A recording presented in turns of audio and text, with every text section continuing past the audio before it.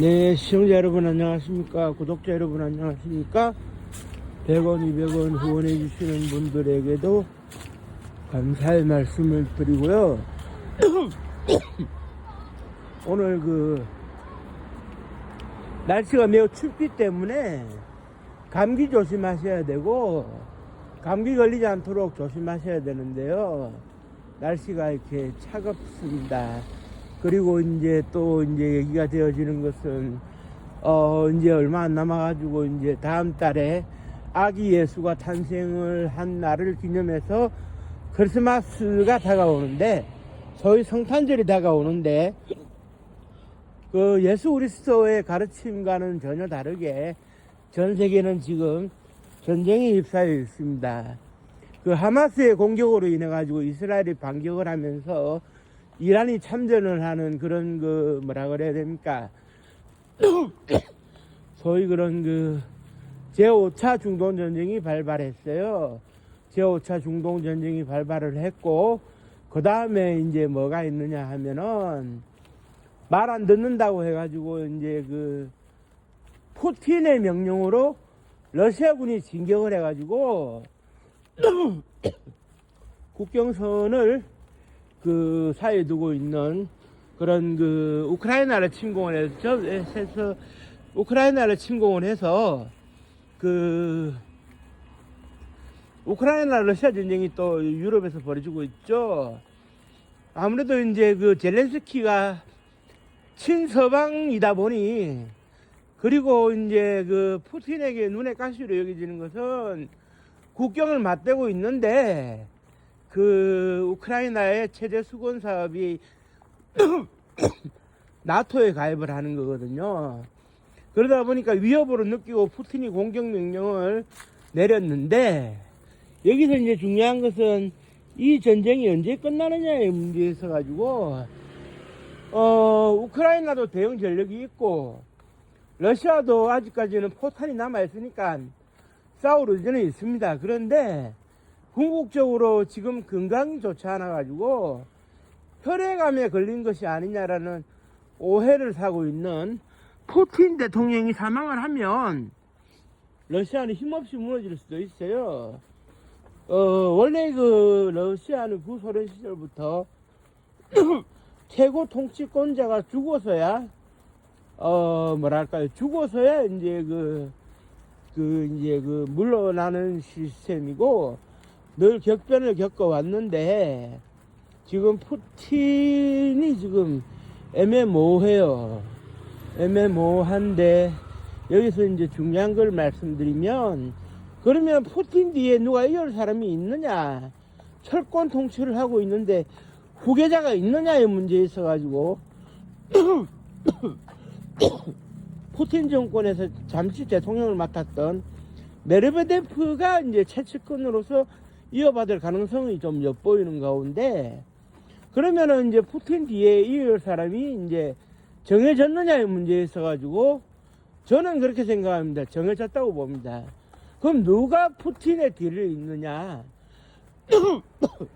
이것은 아주 쉬운 문제인데 사람들이 풀지를 못해요. 쉬운 문제인데도 불구하고 풀지를 못하니까 그렇기는 한데 간단합니다.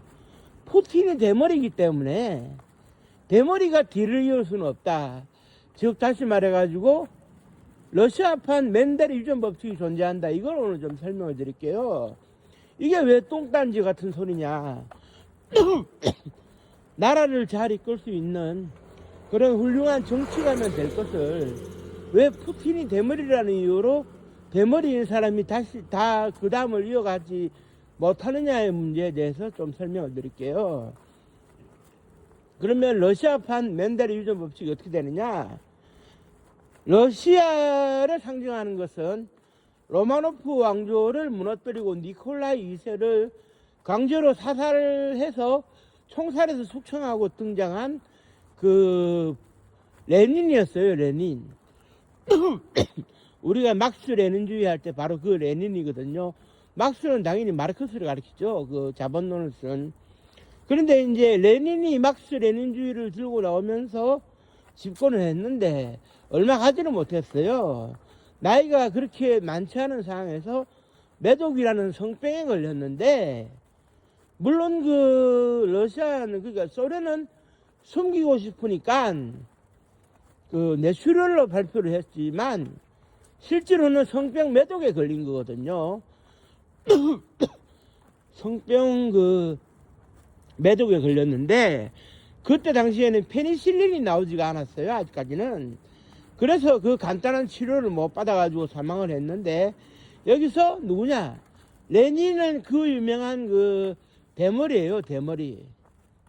그런데 여기서부터 묘한 출발점이 이어지는 것이, 레닌은 그 스탈린과 트로츠키의 그런 권력에 따른 한판 승부를 언짢게 생각을 하고, 스탈린이 뒤르려면 소련은 붕괴될 수도 있겠다는 걱정을 했어요. 그런데 스탈린이 권력 투쟁에서 승리하고 쫓겨난 트로츠키는 멕시코에서 결국 자기에게 암살을 당했죠. 그래서 스탈린이 뒤를이었는데, 여기서 중요한 것은 뭐다? 스탈린은 대머리가 아니고 모발이 풍성했어요. 그러니까 대머리 다음에 모발이 풍성한 사람이 맡았는데, 1953년 3월 5일인가 5월 3일인가 한국 전쟁의 끝을 보지 못한 상태에서 스탈린이 쓰러졌는데, 응급 조치를 늦게 받다 보니까 사망을 했어요. 그리고 이제 스탈린 시대를 청산하면서 뒤를 이은 게, 자신의 시대를 청산해서 소련을 새롭게 이끌어달라는 스탈린의 부탁을 받은 후르시초프가 등장을 했는데, 후르시초프는 이제 어떻게 되느냐, 이번엔 또 대머리였어요. 모발 풍성한 스탈린 다음에 대머리 후르시초프가 나왔는데, 62년도에 어떤 일이 벌어지느냐, 61년도에 그 유명한 차르 분바 그 폭탄 투하 실험까지 강행하면서 미국과 어깨를 나란히 하려고 했는데, 그 러시아 그 소련 공산당 정치국 상무위원회에서 이거 말이지, 후르시초프가 이렇게 계속 집권하고 있으면 미국한테 얻어맞겠다.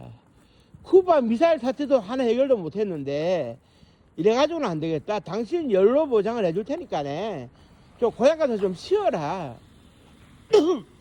그래 후르시초프가 물러나는 것을 받아들임으로 해가지고 등장한 사람이 이제 죽을 때까지, 이제 82년도에 죽을 때까지 이제 맡았던 그 유명한 브레즈네프인데, 브레즈네프는 기본적으로 그 누구냐, 후르시초프의 뒤를 이어가지고 숙청 정치, 공포 정치를 안 하겠다 하고 실제로 하지 않는 바람에 신임을 얻었던 사람이긴 합니다만은, 후르시초프가 이제 대머리인데 이 사람은 또 모발 풍성이에요.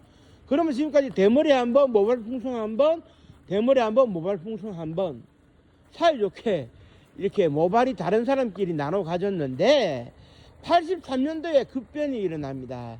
어떤 급변이 일어나느냐, 유리 안드로포프가 등장을 해가지고 내가 집권하겠어. 그런데 여기서 문제는 뭐냐, 그 소련의 브레즈네프가 모발이 풍성했으니 이제는 대머리가 할 차례인데, 유리 안드로포프가 전통은 깨라고 있는 거다, 내인데 맡기다오. 그래서 모발이 풍성한 사람 다음에 모발이 풍성한 유리 안드로포프가 이었는데, 이 사람은 그 유명한 1983년도 9월 1일 날 칼 007기 피격 사건에서 공격을 하라는 명령을 내는 사람인데, 이 사람은 모발이 풍성한 사람 다음에 모발이 풍성한 사람으로서 뒤를 이어서 그랬는지, 대머리가 이을 차례를 뺏어서 그랬는지 1년 만에 심장마비로 사망을 해버리네. 그래가지고 84년도에 공산당 서기장 자리에 공백이 있는 상태에서 등장을 하다가 85년도에 모스크바 시장을 하고 있던 그 유명한 미하일 고르바초프가 등장을 해요. 그래 이제 정치국 상무위원들이 얘기를 하는 겁니다. 당신이 맡아줘야 되겠다, 대권을. 제가 나이가 아직까지 젊은데 제가 맡아도 되겠습니까 하니까, 이 사람아, 당신은 대머리잖아. 그래서 모발 풍성 다음에는 대머리가 이어야 아무 일도 안 일어난다. 그래가지고 그 다음을 맡아가지고 고르바초프가 이어갔는데, 1990년 3.1 쿠데타, 공산당의 3.1 쿠데타로 실각을 하게 되고 모스크바 시장이었던 보리스 옐친이 이제 뒤를 잇게 되는데 여기서 중요한 것은 이렇습니다. 그 고르바초프가 얘기를 했어요. 최고 그 상임위원회 세 사람, 그러니까 러시아의 국회에 해당되는 두마의 의장, 그리고 이제 그 고르바초프, 그리고 이제 옐친이 만나서 이제 회담을 했는데 고르바초프가 뭐라 그랬느냐? 두마 의장은 대머리라서 안 될 것이고 여기서는 당신이 유일하게 모발이 풍성하니 당신이 맡으시오. 그래가지고 이제 보리스 옐친이 등장을 했는데 96년도 무렵이었어요. 자기가 건강이 좀 안 좋아질 때 국무총리로 영입한 사람이 KGB 출신의 푸틴이었는데 블라디미르 푸틴이 또 하필이면 계산이 되는지는 모르겠습니다만은 대머리였어요. 그러다가 97년도에 건강 악화로 옐친이 사임을 하자 그 푸틴의 시대가 열리게 되는데 이가 이제 그 모발 풍성 다음에 대머리가 맡았죠. 그리고 푸틴이 3년임 조항에 걸려가지고 2번하고 잠시 한 번은 쉬는 과정에서 아까 말씀드린 메르베데프가 등장을 하는데 이 사람은 또 모발이 풍성했어요. 그리고 다시 왕자를 찾아온 게 푸틴인데 그 푸틴이 법을 바꿔가지고 자기가 죽을 때까지 하겠다 이렇게 선언을 했어요. 그런데 지금까지는 어떻게 되겠습니까? 대머리가 한 번 하면은 모발 풍성한 사람이 한 번 하고 대머리가 한 번 하고 모발 풍성한 사람이 한 번 하고 그랬는데 모발 풍성한 사람 다음에 대머리가 해야 될 차례에 모발이 똑같이 풍성했던 유리 안드로포프가 새치기를 하니까 1년 만에 심장마비로 사망을 하네. 그러니까 어떻게 되겠습니까? 이거 난리 났구나. 그래서 푸틴의 뒤를 이을 사람은 대머리 다음에 다시 모발 풍성한 사람이 할 차례이기 때문에 메르베데프의 가능성도 있고 현재 40, 50대 두마의 국회의원들 중에서는 대머리인 사람들은 진지하게 대권을 포기했고 모발이 풍성한 사람들이 한번 도전을 해보려고 하는 이런 입장이에요. 그래서 소위 이게 러시아의 맨델의 유전 법칙이라고 대머리가 한 번 했으면 모발이 풍성한 사람이 한 번 한다. 이거는 러시아의 영원한 그 뭐랄까요 맨델의 유전 법칙인데 이 맨델의 유전 법칙이 존재하는 거는 유일하게 러시아입니다. 러시아. 전 세계에 이런 나라가 없어요. 전 세계에는 공정하게 이제 선거로 선출되기 때문에라도 아프리카조차도 이런 나라들이 없는데 러시아의 맨델의 유전 법칙은 참 대단한 것 같습니다. 아무쪼록 오늘은 그 러시아의 맨델의 유전 법칙을 살펴봤고요. 그러면은 푸틴 뒤를 사람이 메르베데프가 가장 유력한데 해필 모발이 풍성해서 맨델의 유전 법칙이 이어지는 건지 아니면 제3의 인물이 등장을 하는데 그 사람이 모발이 풍성해서 맨델의 유전 법칙이 이어갈 건지 이걸 좀 고민해야 돼요. 어떤 사람이 나올지는 모르겠지만 그래서 맨델의 유전 법칙이 계속 이어질지 이번에 다시 한번 깨질지 이걸 우리가 고민할 필요성이 있고요. 푸틴이 조만간 어떻게 될지 모르기 때문에 우리가 좀 더 세심하게 지켜보면서 푸틴의 앞날을 좀 바라보고 러시아의 앞날도 바라봐야 될 것 같아요. 아마 철권 통치를 하는 푸틴이 사망을 하게 되면 러시아는 전쟁에도 물러날 수 있고 많이 흔들릴 수도 있을 것 같은데 어떻게 될지 지켜보도록 하겠습니다. 오늘 날씨가 추운데요. 여기까지 방송 시청해 주신 분들께는 감사의 말씀드리고 구독 한 번만 눌러주시고 하시면 고맙겠습니다. 감사합니다. 고맙습니다.